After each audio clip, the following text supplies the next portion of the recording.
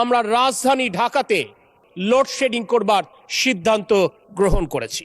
শহরের মানুষ আরামে থাকবে এবং গ্রামের মানুষ অর্থাৎ খেটে খাওয়া কৃষক কষ্টে থাকবে, এটি কোনোভাবেই কাম্য নয়। গতকাল বিদ্যুতের সর্বোচ্চ যে চাহিদা ছিল সেই চাহিদার প্রায় 16,000 মেগাওয়াট, তার বিপরীতে গতকাল আমরা বিদ্যুৎ উৎপাদন করতে সক্ষম হয়েছি 14,126.35 মেগাওয়াট, অর্থাৎ আমাদেরকে 2,086 মেগাওয়াট লোডশেডিং করতে বাধ্য হতে হয়েছে।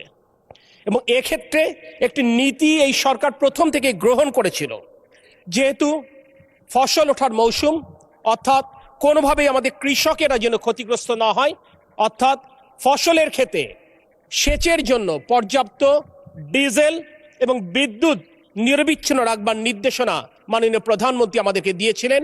আমরা সেটি নিশ্চিত করবার জন্য আমরা চেষ্টা করে যাচ্ছি। এরপরেও দেখা যাচ্ছে পর্যাপ্ত জ্বালানি সরবরাহের অভাবে হয়তো বা কিছু কিছু জায়গায় লোডশেডিং হচ্ছে।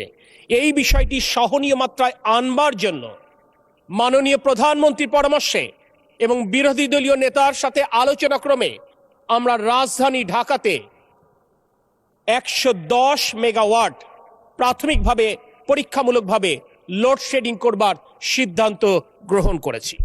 আমরা মনে করি শহরের মানুষ আরামে থাকবে এবং গ্রামের মানুষ অর্থাৎ খেটে খাওয়া কৃষক কষ্টে থাকবে, এটি কোনোভাবেই কাম্য নয়। কারণ জুলাই অভ্যুত্থানের চেতনা ছিল বৈষম্যহীন বাংলাদেশ, তাই সমাজ অর্থাৎ শহর এবং গ্রামের মধ্যে কোনো বৈষম্য থাকতে পারে না, এবং সেই বৈষম্য মুক্ত করবার জন্য আমরা শহরেও প্রয়োজনে লোডশেডিংয়ের সিদ্ধান্ত নিয়েছি, যাতে করে কৃষকেরা তাদের সেচের জন্য পর্যাপ্ত বিদ্যুৎ পেতে পারে।